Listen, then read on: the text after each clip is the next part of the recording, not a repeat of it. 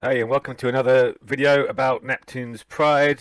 I'm going to be doing, I'm Kane, I'm going to be doing an overview of the Sigma Wazn game that just finished. Probably the longest game I've played in at least a very long time. I'm not sure I've ever hit 36 days before. Actually, it's one of the longest games that you'll ever see. Um, as usual, I'm going to give you a bit of an overview of the game, but I really want to try and make a more general point here, and sort of use the game to illustrate this kind of wider principle of sort of thinking about what if when you are making diplomatic decisions. I think there were several bits of diplomacy that I made in this game where I was explicitly, probably not the most obvious diplomatic choices, but the main consideration that made me choose them was thinking about, well, what happens if I don't ally with this person, and what's the alternative for them, as well as some mistakes that my opponents made in terms of not thinking enough about sort of the likely consequences of the other person. And really, a lot of diplomacy is about thinking not just what you want out of it, but what your opponent wants out of it, and how they're going to then react to get what they want. Um, so this is pre-start here, right? Obviously, I couldn't see anything with the new settings. I didn't know I had an opponent here. I didn't know I had a person here. First tick, I corrected some of my positions, and right off the bat, first tick, you're always looking for who you want to ally with. Okay, so what did I identify? I've got these two neighbors. Um, I have here Deep 6, good player. I think Deep has the most 64 player wins, certainly the most I've ever seen, 14. I reached out to him pretty much immediately because we're very close and nice pink buddies. And then I had these two neighbors. Yellow down here reached out to me pretty early on to say, "Hey, do you want to gang up on purple?" And between my two neighbors, there wasn't much to choose from. Looking at them, I have a plan. Did not have a plan. It turns out. Um, and Canolian. Canolian stats wise, a bit more experienced, right? Clearly, he's been around for a few games. He's played a few. But the main consideration between the two of them that made me choose what to do was thinking about start positions. I basically have no good attacking options against purple here, right? Even if I secure all of these are his home stars. I'm pretty sure uh, that's his home star. If you've seen my previous video about how you map out a dark galaxy, you'll know how I work that out. But basically, this 8 range exactly shows that that's a home star because there are defined and specific ranges between the home positions. Okay, so attacking here, right, his home star is closer than the attacking plan I've got. So terrible idea to start war with him. Versus, I'm pretty sure that I'm going to clash instantly with orange, and as orange is also starting in their first tick, they've probably targeted these kinds of stars. Okay, so right off the bat, we're starting with diplomacy. I reached out to Canolian. We agreed peace was better for us. I reached out to Deep 6. We agreed that we'd try and work together later on, firm commitment. Sorry, I just ignored the message from all of the eye. Ooh, I'm allied with him in another game. Oops, that's now awkward. But I was basically delaying on that one because I wanted to leave my options open for him, but I really thought Canolian was my better bet. Now, this is a perfect start, as it turns out. Here is a pro tip for the start. 5 is the magic number. Why is 5 the magic number? If somebody sends all of their ships from a home star, they'll have 10 ships. And 5 ships with weapons 1 will defend against 10 ships. So if you've left 5, so if you've got 5 ships somewhere, even if they send all their stars, all their ships from 1 star, you've covered it. Right? I've got 20 here and 3 stars to cover. So I had built this little guy was built to go here. I cancelled it last minute, right? So I'm leaving 5 stars here, 5 ships here. I'm sending 6 up north. That's going to dump 5 here, and then I have 5 on all these border stars, and they are covered. No matter what he does with this, right? He can hit all 3 of them. Hit all 3 of them. No matter what he chooses, I'm good. I could go with markup and principle, but like whatever, not an issue. Turns out he goes through all of them. It's not quite as perfect as I like because he only sent 1 thing, right? But if he'd sent 5, if he'd sent 10, doesn't matter. They're all blocked and look magical. And they all crash and burn. Boom. Okay. Anyway, onto the wider picture, right? So, at this point, Cornelian and I, we've agreed, yep, we're working together. Fantastic. Moving out. I don't have a lot of stars accessible to me.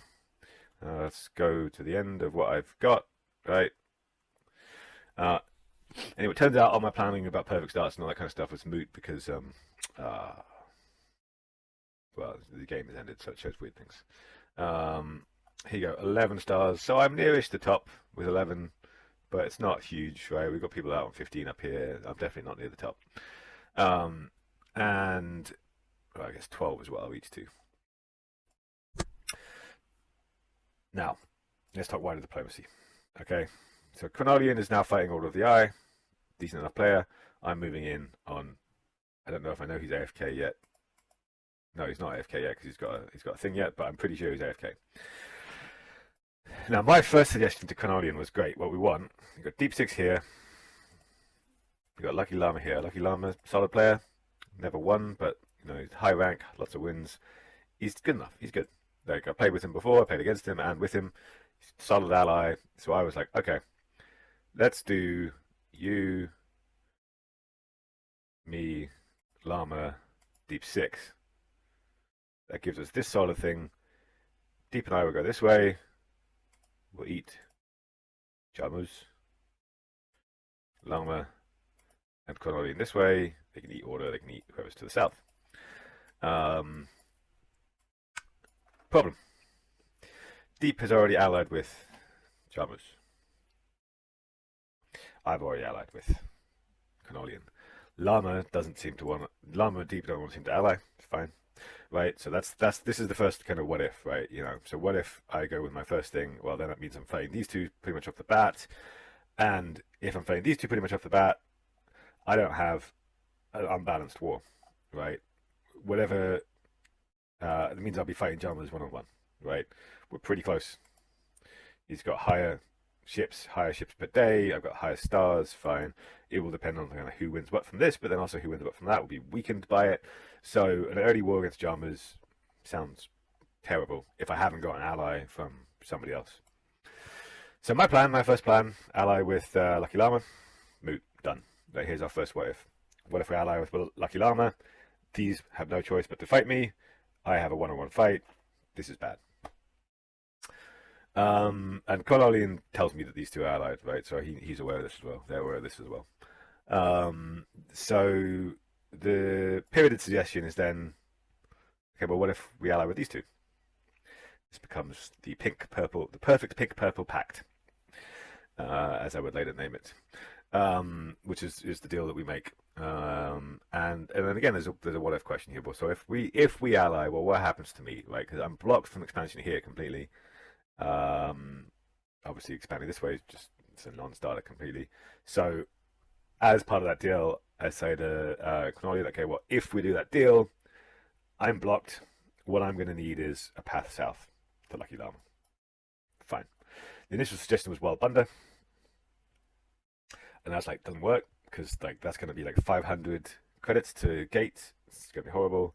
So we agree. Unuk will be my path south eventually into Lucky Llama. Fantastic. But first, I got to wrap up this guy here, and here is a story of powerful allies. Okay, so at this point now, Jamus and I are talking, right? So we want to wrap up Orange as quickly as possible and get to where we need to go. We agree, like clearly he's coming to the ones in the north. I've got Odd Hydus, what happens to the capital? He's taking more stars. I'm getting the capital, but that's a lot of ships, and of course it's capital planet early on. It will gain more. So power of good allies here, right? Jamus agrees to send the Alwade fleet to La Sheliak to soften it up so that I can take it faster. That probably saves us both a day, right? Seems like a selfish move, seems like a weird move on his regard, but that probably both saves us a day in terms of how much earlier we get to our real fight. And opportunities like this from your allies, you know, I think the secondary message of this is going to be ask for help early. The earlier allies help you, the better. This help really sets us up for the game. It seems like a small thing, sending 30 ships, and it seems like, well, he's lost 30 ships and he's lost 40 ships almost, and a carrier. Why was it benefiting him? But also that gets rid of this fleet early on. It still can currently attack once that is gone. He's on 1 star. The enemy, the bot's on 1 star and won't attack. So both of us are now able to just kind of wrap it up at our leisure and move on to the proper fight. So that saving both of us a day benefits him directly because he moves across earlier, benefits him indirectly because I'm moving across and growing earlier and getting tech that will later be shared with him. That's good, from both of our perspectives. So look for those opportunities that appear a bit selfless, but actually they will in the long run benefit you. Now, on to my first real war. I've already started the fight against Lucky Llama. Let's go back a bit, right? Because I know that I don't really need more than I'm already sending there. We've gone for Unuk, which is vacated kindly by Chronolian. And let's look down here. Okay, we've got Llama. We've got all of the eyes. They're kind of working together. Ice 9. Ice 9 is currently our biggest threat. Not quite our biggest threat, but Aussie 9 and Wavin are nowhere near us, right? So Ice 9 is our next biggest threat. Ice 9. Another solid player. 6 wins, 1400 rank, Nothing to worry about there, clearly. We've got the top ramen here, who's also working with them, another player with a 64-player win. And we've got Angry Cabbage, who's currently working with them as far as we can see. As far as I knew at the time. So there's a solid group here to deal with, right? This is why getting across faster was important. Deep 6 is fighting Lucky Llama. But Deep also has targets to their left, which is causing them issues. And I don't know who this is. Oh yeah, they're AFK, so it doesn't matter. So moving on Lucky Llama fast was important, right? And to take the momentum to do it. I didn't even tell Lucky I was going to attack him. Sorry, Lucky. It opens up a nice can of worms. Now here, I make a decision. It's a random gate game. That's why we got gates, by the way. This is just in reach. And I'm like, I can't risk this coming in faster than I can. I'm going to kill this gate. Which I do when that shit gets there, just in case he launches straight away and I can slow him down. It doesn't happen, but there you go. I'm coming in. And I think at this stage I've got a weapons advantage. Yeah, I've got weapons advantage, so he could take it, but it would hurt, right? And actually with this there, that was my calculation. With this weapons advantage and these ships, I can just defend it. It's like 2 ships in it or something like that, and if a weapons level hits, then no. If I kill the gate, hence killing the gate. Again, this is a what if. Right? What if he attacks? Well, I'm going to kill the gate, and then that way that's blocked. Skip ahead a little bit, get a bit faster. As you can see, I'm just kind of charging things to come down. Now everything's pointed towards the llama. As soon as he moves, it's like, great, thanks, buddy. It would have been nice if I had a gate still there, but I don't. So, and the war against llama ends up. In the process of me now taking on llama, it frees up Chronolian to now focus on all of the eye, right? Chronolian, 481 and 6 ships tick versus 392 and 5.6 ships a tick. So in a one-on-one fight, Chronolian's got the advantage. Oh, I also agreed with Chronolian. Look, there's all these stars here. You take them all. You're a little bit closer anyway. In exchange, I won't take any of them, but just give me Wellbunder, and then that way we're both kind of nicely neat and consolidated, right? This kind of split ships. This is awkward for getting ships across, whereas this is much better for him. So we both benefited from that. He was closer to all but like 3 of them or 2 of them. So, it was just, again, slightly selfless in appearance, but to be honest, we both benefited from it. He probably benefited a bit more, but it's fine, right? Having strong allies is good. Right. So the war against llama is relatively quick. But as you can see, Ice 9 here, which is Cyan Star, solid, right? I'm at 21, Deep's doing alright, Chronolian's down here at 20, okay, fine. But this is another interesting lesson to realize. Especially early on, star count is not that important. If you have a lower star count, but you've got that star count by conquest, particularly conquest of capital planets that have been invested in. Right, this is the one I captured. This is my home one. You're going to be in a much better position. Right, and you're going to look less scary, which is good because people don't hang up on you. But you're actually going to be in a stronger position. But anyway, Ice 9 is growing and growing well, and it's a solid player, as I said. Right, but the Llama War, we've got some Deep Six coming in. Right, got a bit of a clash comes up, but like we solve it. And Llama, the unlucky Camelid, is defeated. Bit of a clash, doesn't matter. Right, one dead Llama. But as you've seen, go back a bit, right? Just as Cornelian takes out Order of the Eye, Ice 9 says, ooh, I want some of that. Makes perfect sense. Right, Cornelian's won his war, but you've always got to think about the next war, and the next war comes to him. So, we have here, top Brahmin. 433, 433. Now it turns out 434, 433. Yeah, they're not allied, which I originally thought that they were. And this is about the point where my first what if happens.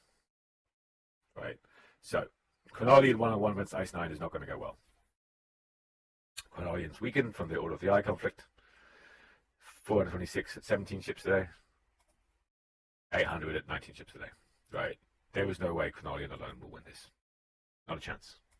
I don't care how good he is. Not a chance. Unless someone else is fighting Ice 9. If Ice 9 is allied with these people, which I think I thought that he was allied with both of them, then no luck. We have this bot here. Everyone ignores for a while, Horsemeat. Because he's got enough ships to be annoying, but none of us were at the top, so we weren't guaranteed to fight. So, this is the point where I discover Top Ramen, turns out, not allied with Ice 9. So, at that point, I suggested my allies, hang on. We should ally with Top Ramen. First of all, most importantly, he matches the colour scheme. Another purple for the pink-purple pact. Perfect pink-purple pact.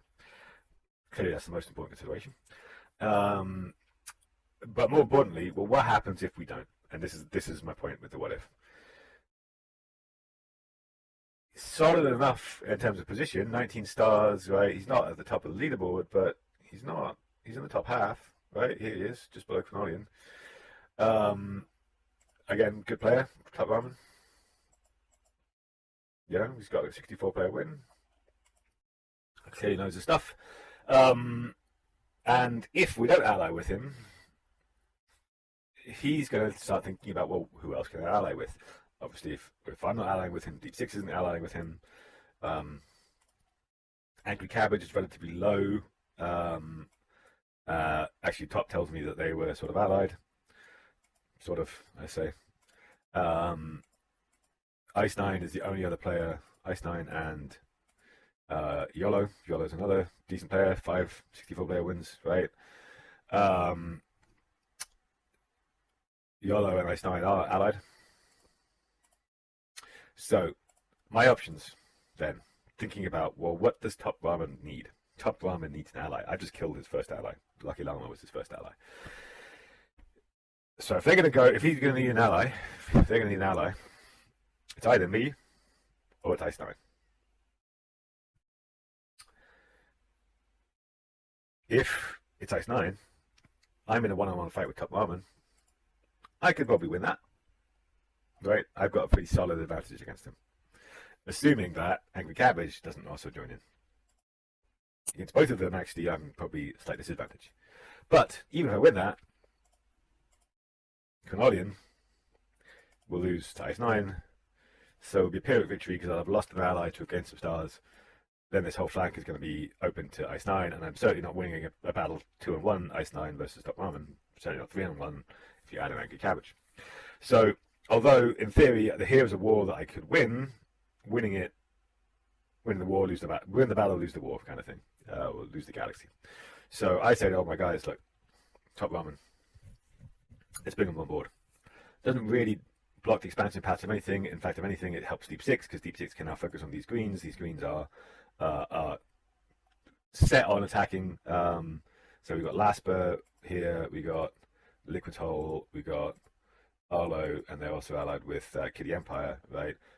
They've got nowhere to go apart from into my northern allies or my western allies, depending on where you want to count from. So Deep really needs to have a secure border, so he can move up here. So all in all, the questions are: if I ally with Top Ramen, I have secured a border. I can now 2-on-1 Ice 9. Top Ramen, actually 3-on-1 Ice 9 potentially, or Top Ramen might have to go against YOLO. And that means that this will now come through. Whereas if I do not, Top Ramen has no choice but to ally with them, and it becomes a 3-on-2 fight. Deep Six no longer has a secure border, so Deep Six has to split, and then that makes this a 1.5 to 3 fight. Bad. Okay, so we go to a 5-person alliance. Top Ramen joins, and as a result, the battle against Ice 9 goes pretty well. Right, I'm able to push forward pretty aggressively because Ice 9 was kind of spread thin, and now he's got me and Top Ramen. But it's a very short-lived alliance. You'll see I'm attacking Top Ramen. This is by agreement, just to be clear. So Top says, this is the other lesson. Ask early for help. Right? At this point, right, see, I've got that 160 ships there. Here. At this point, I say to Top, okay, I need to know what to do. Can you hold against YOLO? Or do you want me to come south with those 160 ships? Top says, I'm fine. I got it. Fine. Move them across to join this battle. At this point, less than 12 hours later, Top says, yeah, I'm stuffed. There's no way I can hold against YOLO and Ice 9. It's like, all right, well, okay. So he tells me to take his stars. Maybe it wasn't quite at that point, but there you go. Yeah, so 16 ticks later. So I start taking Top Ramen stars. And again, this is still a better result than had he allied with YOLO. His ships are going in there, and now I've got YOLO. So we're in a 2-on-1 fight. Sorry, 2-on-2 fight again. Oh, sorry, 3-on-2 fight. Angry Cabbage wasn't allied with Top Ramen. Top Ramen said that Angry was going to give him stars, and then that changed. I'll come back to that.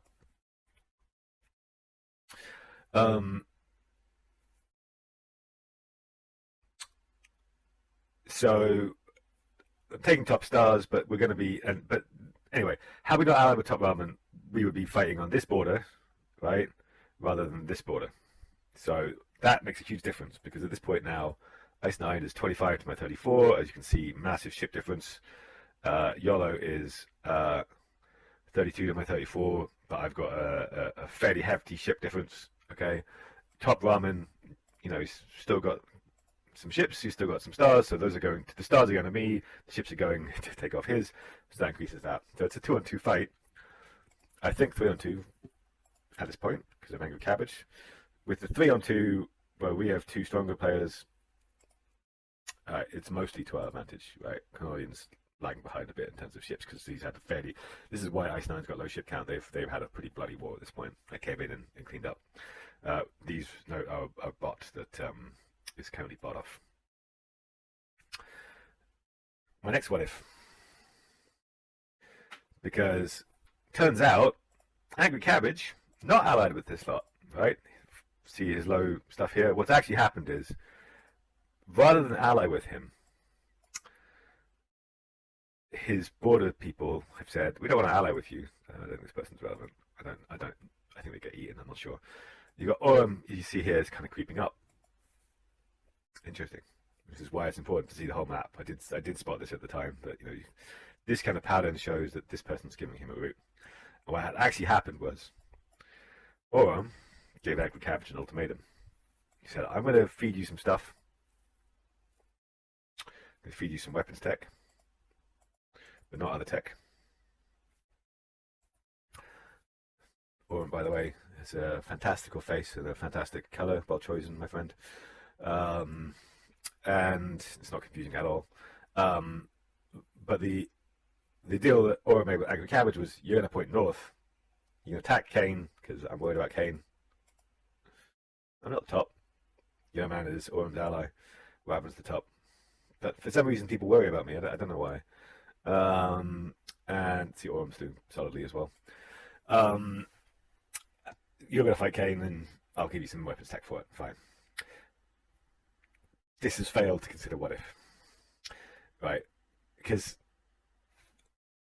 even with weapons tech, right, Angry doesn't stand a chance one-on-one against me. It's not one-on-one, fine, but you know, really, this is a very imbalanced war, especially because all this other tech is high. So Angry reached out to me. I actually initially thought I'd responded, and turns out I hadn't.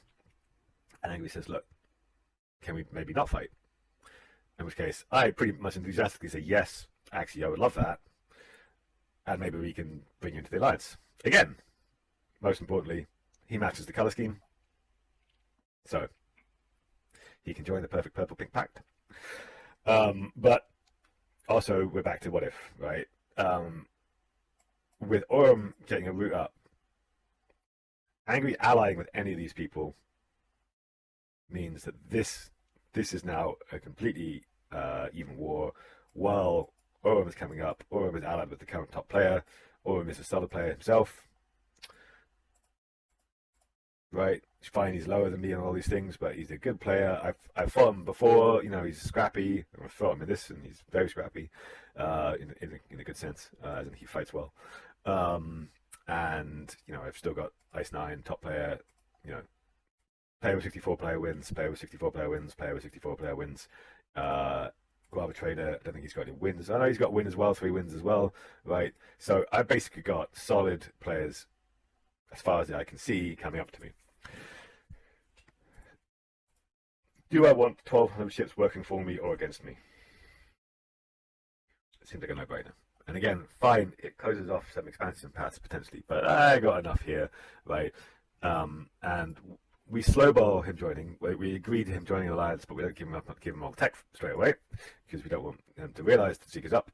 But that means now, once again, Deep Six is now. I've given Deep Six a warning that this won't hold, but once again, Deep Six can move all here. This is a tight war that takes fucking ages to go anywhere because it is so close. I don't have vision of it, so I won't show it, but it really matches. And I'm still taking top Ramon's things, and in the process, managed to secure. In case you're wondering why I did this losing attack, this is sapping. This here, right? Sapping is the process of gently whittling down things so that you've got lower threats and that you're able to then eventually break it faster than if you just wait till you've got all the chips. Okay. In the process of doing all of this, great. I've secured all the top Ramon's resource. Now, Angry Cabbage is firmly in our camp. Haven't fully synced them on text yet. I'm not sure I ever do. I've given him the option. I've told him, you tell me when, and I'll do it. But we don't. You know, he's very exposed here, so we want to wait until the moment before we make it obvious we're allied. So in the process of doing this alliance, this is now secure. I've secured all of top Ramon's. We've got all of this here.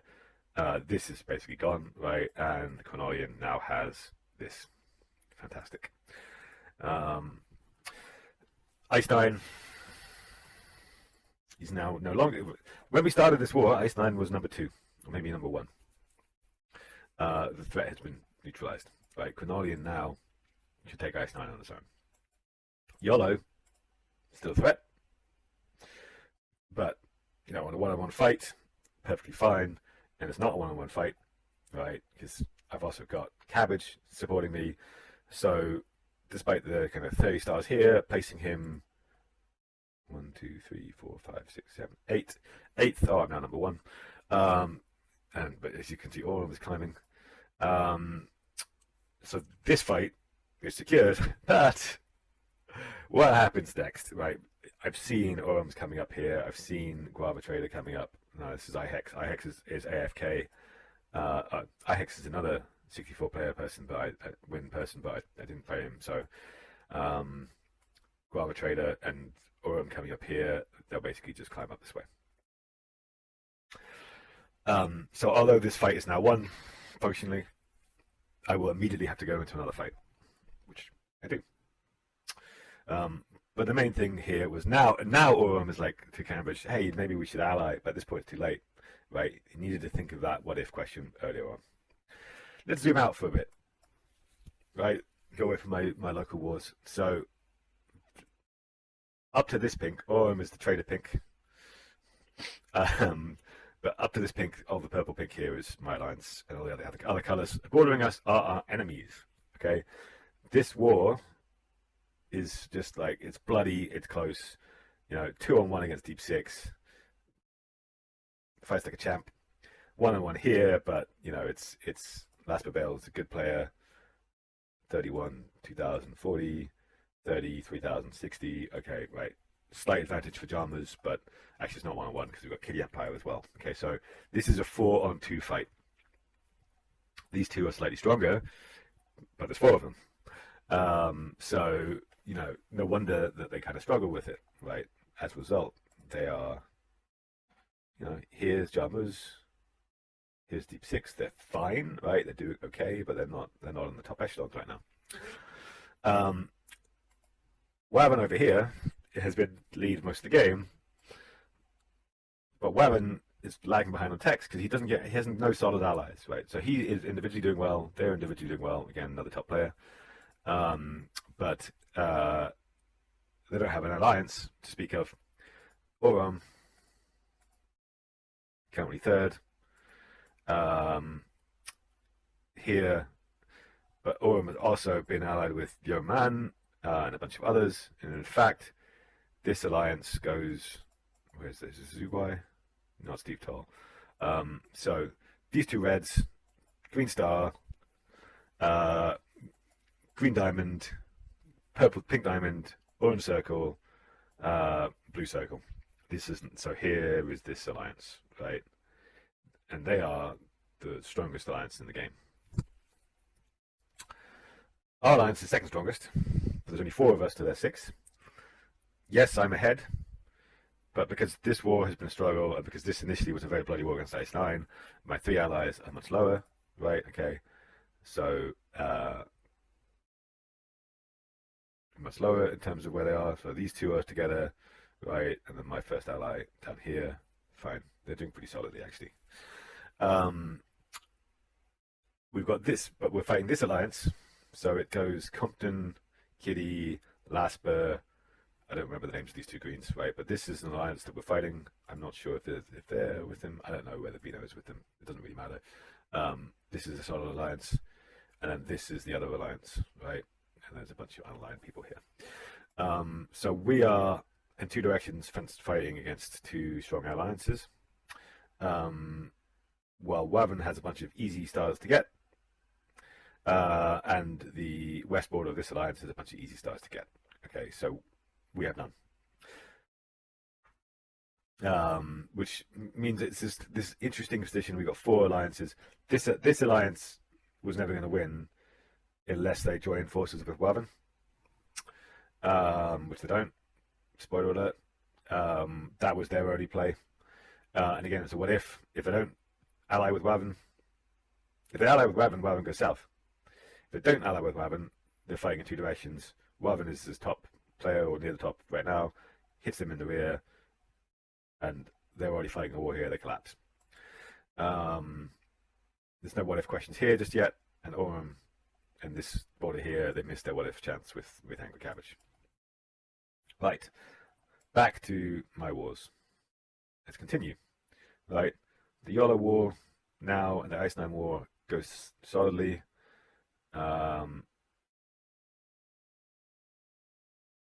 Really, there's not much they can do at this point. I decided to wrap up that bot. Right, gives me a nice solid border.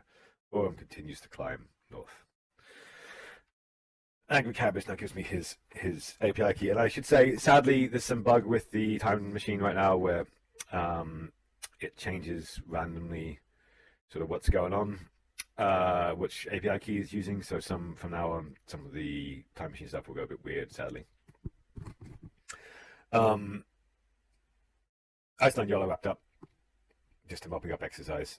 But now they know that Angry Cabbage is with me. This war, as you can see, Vogo is coming in. And soon, Angry will say, I'm dead. But not yet, right? I'm pushing south to try and hit in the middle. Still got some ships from Yolo, but they're easy enough to deal with.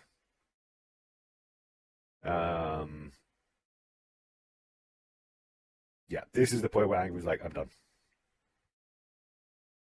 He is. Once again, I won Deep 6. Hey, your border's not secure anymore. So Angry tells me to come take his stars.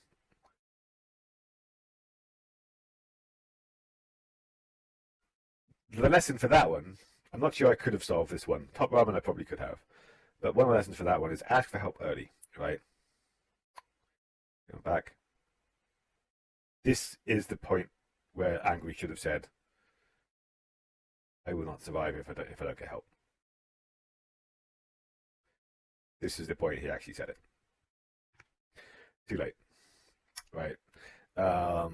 And you really need to call these things early, right? So now I'm repivoting for the center, pulling some various stuff in, yada yada yada. And I'm trying to, right? Let's just look at the numbers. So in the east we've got Cronolian, 42 stars, 4,500, 75.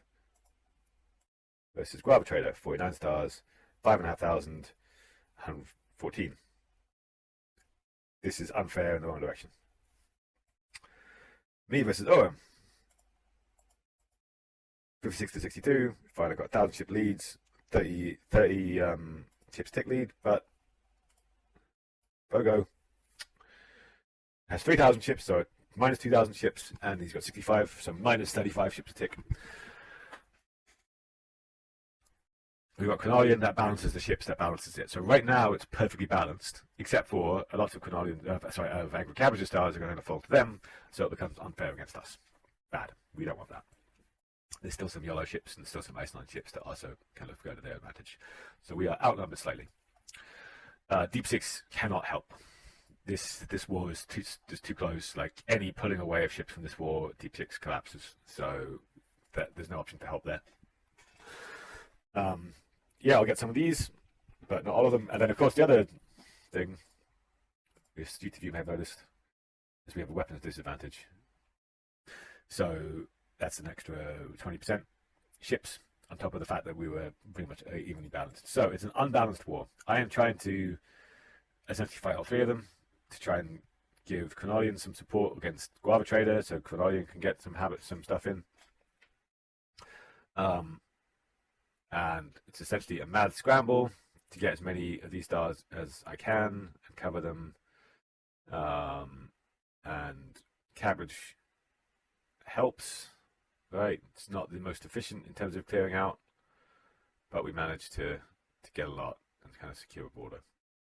Right, I'm going to go to the end of Cabbage.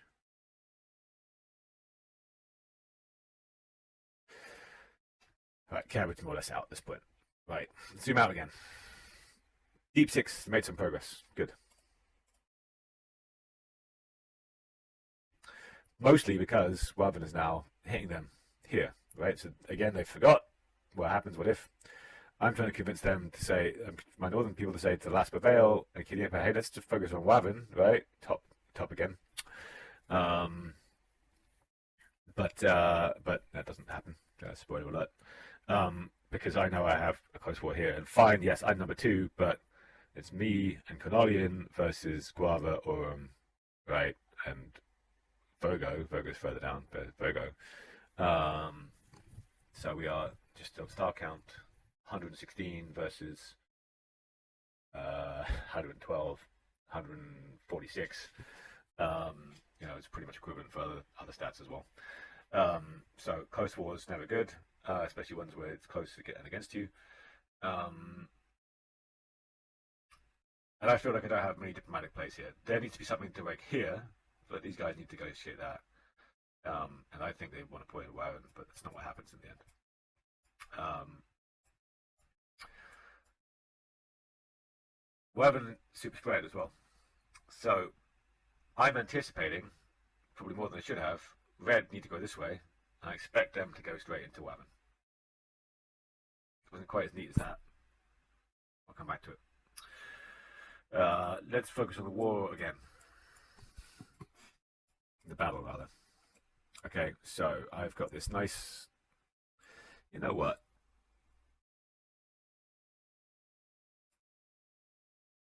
Let's make my stars white. Because it's fucking confusing fighting someone who is the same color as you. Um, and I do lose a star because I confused a fleet at one point. Okay. Um, yeah, that's better. I don't normally use it because I also play on the phone and it confuses me. But here we go. So this is a super hot battle, right? We go back and forth so many times. I used Cabbage's death to try and make some inroads. As you can see, I've got this wonderful. This is a super strong defensive kind of position where they're attacking an ungated star and you've got a gated star close by, right? And I'm using the reinforcements to cover. Right, so I know that my reinforcements get there faster. So although this is empty and in theory it could be attacked by all these things, these will be there before any ship's going to target it. This is a very hot war in both directions. Use attacks and defenses to cover targets on the left. You can see some of that. But we are super close. And the problem is, I'm doing relatively well. I moved the border south, keeping them on the back toe, but I'm no longer able to support against Guava Trader, and Canoli's going to lose. Right, so that's my first what if. What if I don't support? Canoli loses. Not my first, my next. The only reason I'm doing relatively well on this war is because of this Vogo split. If Vogo had these stars, I think they would have won. And the reason I say that is my logistics comes to here, right? It is far easier for me to split where my ships are going. When I'm down here, I can see all the way down to this point. I can decide what I need to do. Aurum has to pretty much decide down here, right? So my ability to shift to whichever border is required is much more flexible than Aurum's. Aurum has to make the decision way down the line. And as a result, I can see where ships are likely to be, and that's how I managed to actually move on here. You see later, he then pivots, and then I make some progress on the other side. But if Vogo had been on one side, either side, to be honest, Aurum would have been way more flexible on it and been able to control where his ships were much better than he was, right? Where are we in the bigger war? Okay. Deep Six is now making solid inroads into green, right? That war has tipped. Deep Six climbing, excellent, finely tipped. Java's not so much, but still, it's fine. Right, let's go forward a bit. Because then the tipping points happen again, right? I've made progress, fantastic, wonderful, yes, great, killing, lots of fun, yada yada yada.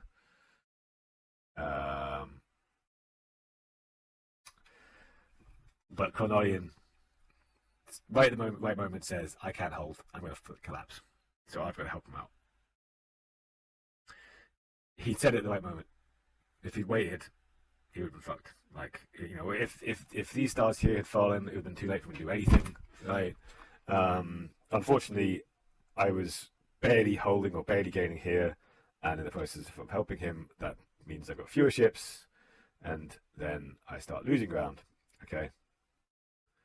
And we're going to come to my last what if shortly. So here's the last what if of the game. Obviously my war is going interestingly, right? And here we have the moment where basically the end game is decided. Okay, so split the alliances. Okay, perfect purple pink pact.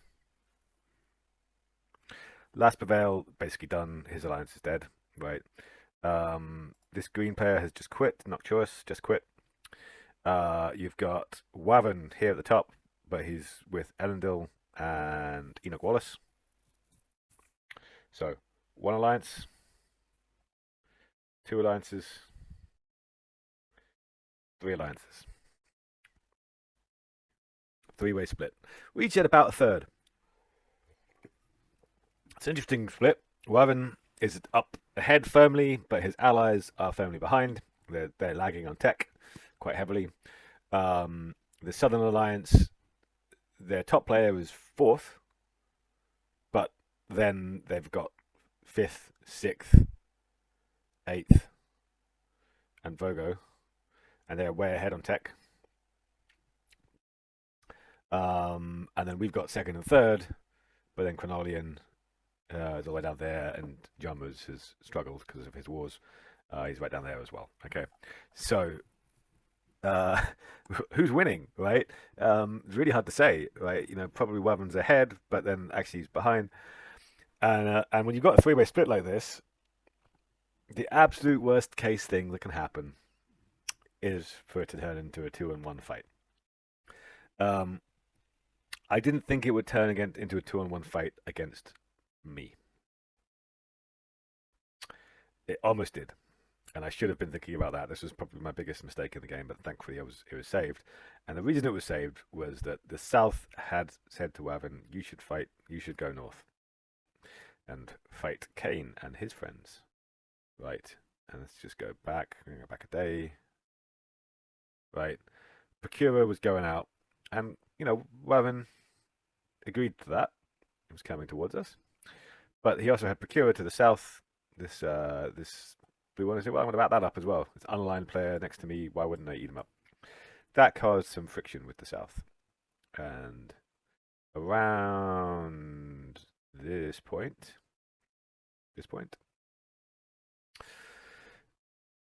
red starts to clash.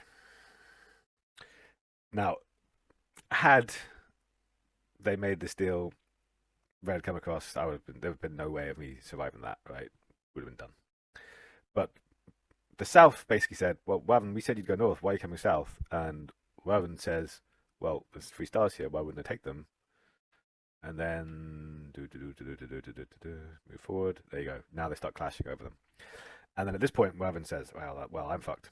Wazn thinks it's a 2-on-1 fight against him, squeeze from both ends. And it is against him personally. He spans both ends. So that's not a good position for him to be in. Doesn't want to be there for obvious reasons. So they keep going. And at this point, yeah, they're now clashing. So at that point, Wazn basically comes to me and he says, "So, I was going to attack you, but now I'm not going to because I'm being attacked from the south." And Wazn is pointed completely to the north. And we negotiate a deal. There were 2 deals on the table. The one I suggested was that we would have a nap. Deep Six would come south through Nocturus, this green plus. We would trade them weapons to catch them up. They would trade us they would take over manufacturing and trade us that. So we're paired on that one, and we take over our own terraforming. The reason I said that was that would mean that we would pull ahead against terraforming, and we would be a massive terror advantage, which I think is the most useful tech late game. When we would eventually be fighting, right? Because a nap is just a delaying war until it's a more convenient moment.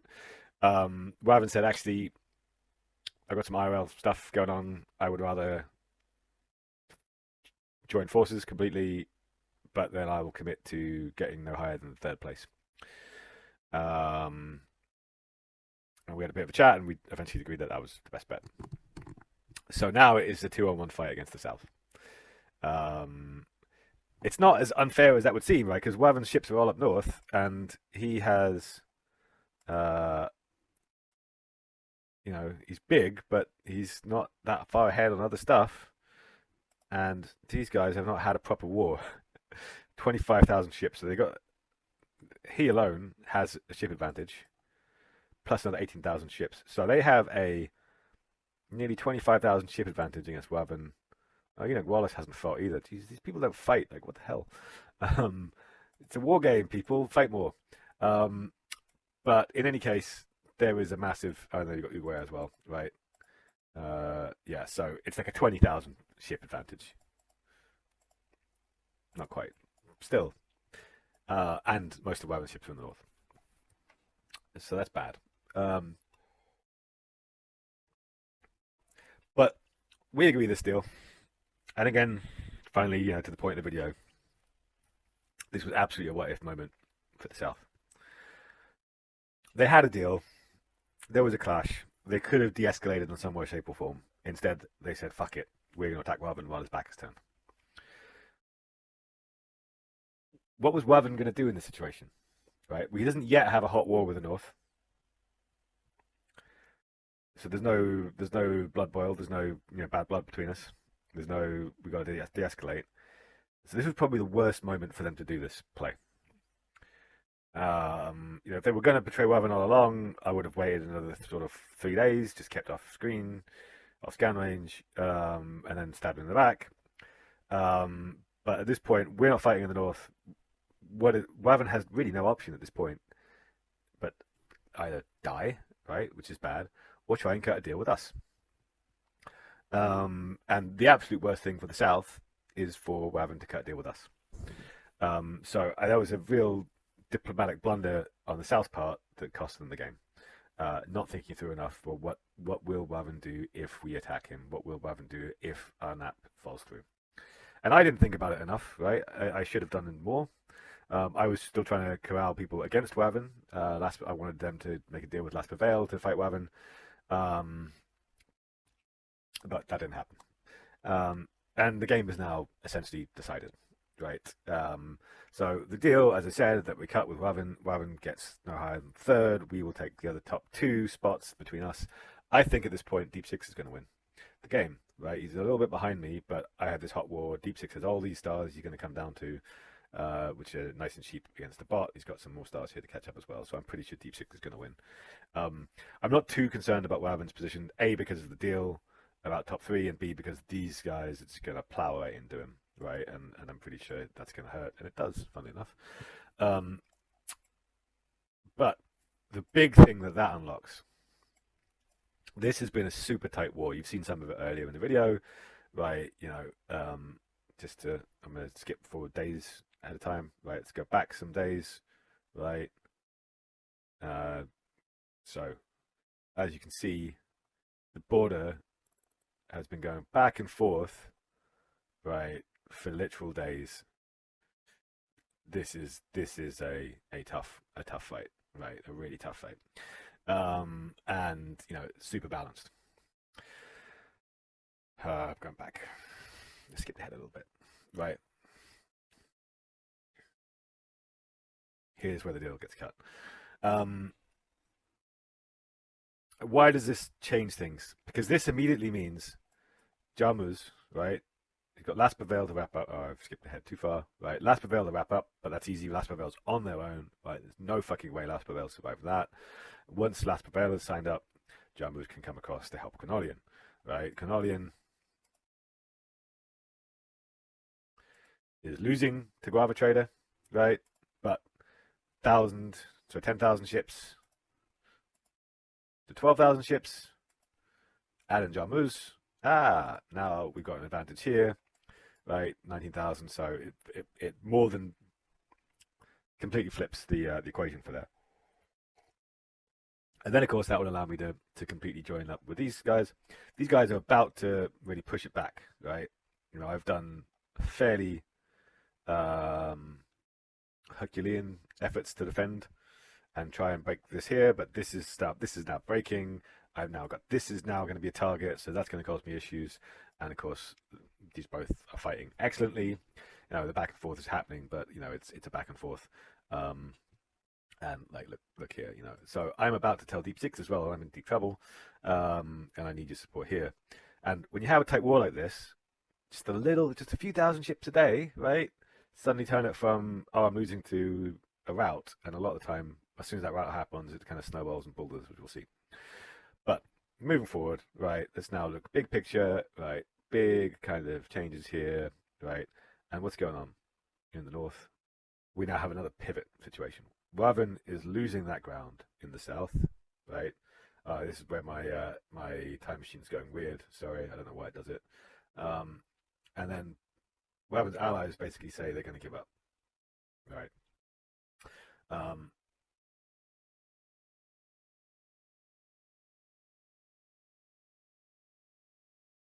I'll zoom in on the battle in a second, just so you can see the final ends of it. But let's skip ahead, right? As you can see, this is days skipping, right? Big shifts. The south is losing. Wavin stays about the same size, right? Despite this kind of shifting size, um, because he's absorbing his old allies. They give up to him while losing ground in the south, right? But now let's go back to this. So the deal with Wavin, right, has really unlocked this. Let's see the full picture if we can. Right, you can see now Jarmuz is starting to gather. Not yet.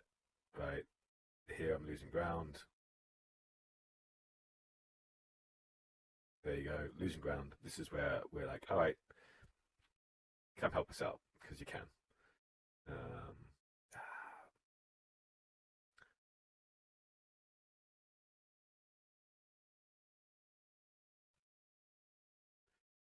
where are we? I'm days behind apparently. Here you go. Yeah, and now the moment comes. Deep Six to the rescue. I thought Jarmuz was first.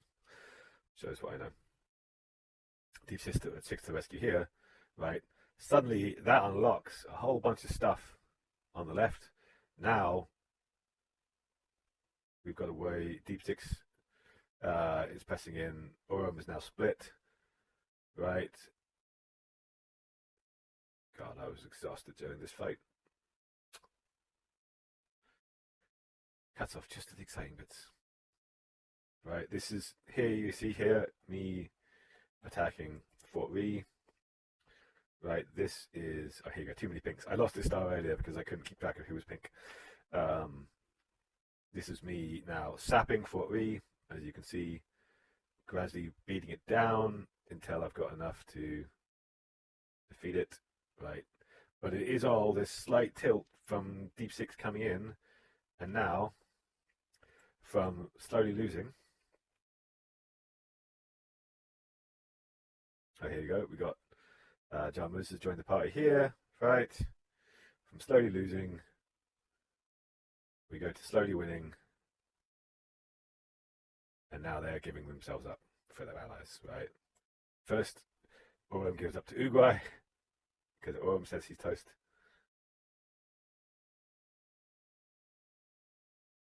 Then we've got Yoman coming in.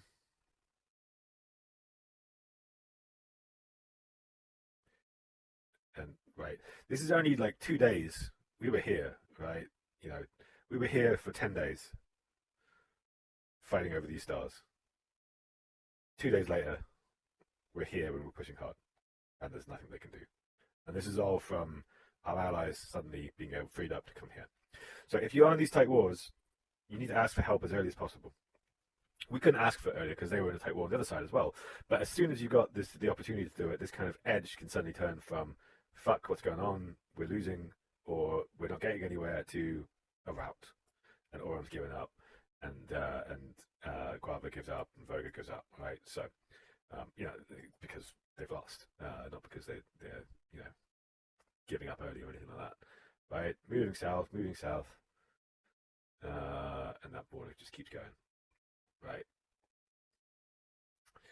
And at this point, the game is basically up. Now, this stupid thing, right? Wavin's up ahead. Yoman's pretty good. I thought Deep Six was going to win this. He's coming behind because he's got the two sides of things, but he doesn't.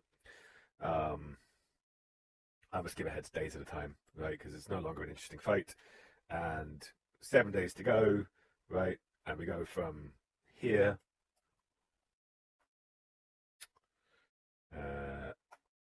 As you can see, stupid thing, but it becomes a route, and the last days explode as they always do. In the end, I win. Very pleased about this because it was my 10th Conqueror badge. For those of you on the Stone Ape server, you'll know that gets me a very special bright green Super Champ role, which on the Stone Ape server I'm the first. I'm not the first person to get 10 Conqueror badges in the game by any stretch. In the end, Deep Six took third. He wasn't very hungry for second. I did speak to him about it. He was like, "Nah, I don't care. Fine, just end it."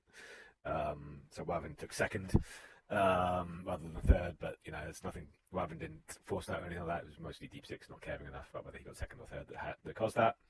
And the game is up. So all in all, the two messages, two takeaways I want to give for this are both kind of diplomacy related, because the diplomacy aspects of the game are the most important to get right. First is, when you're considering whether to cut a deal with someone or not, you need to think about what they will do if you don't. What will happen if they don't? Assume that they're not going to just give up and be like, okay, well, fine, you can cut a deal with me, have all my stars, whatever. Assume that they're going to think, okay, well, how do I survive from this?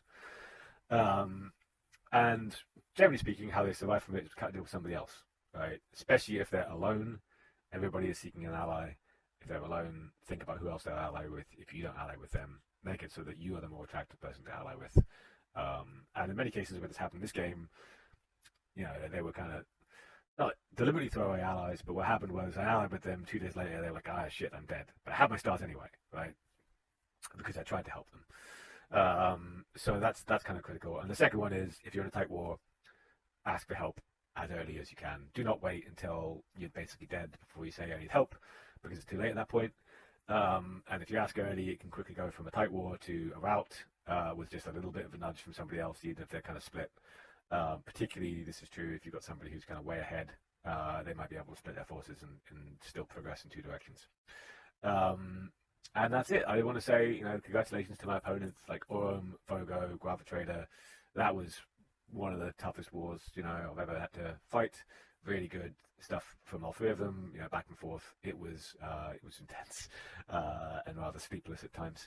But all in all, you know, fun little game, and happy for this one to have been my 10th Conqueror badge, because I feel like I earned it.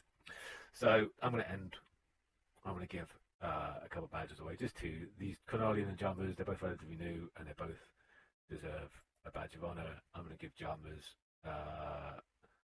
a Lionheart. No, Cornelian's the Lionheart. Sorry. Held on like a champ.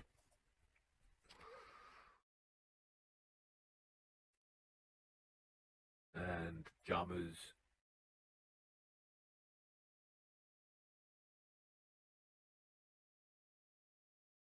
he's a top ally, is what he deserves. He's already got one, but I'm going to give him anyway, because he came across me, supported his friend. I should give Deep Six one, but Deep Six, you got enough badges, and I don't feel like spending, you know, $10 every single game that I play. So, there you go. Cool. Thanks for watching. Hope it was interesting. Hope you learned something, and take it into your next 64-player game.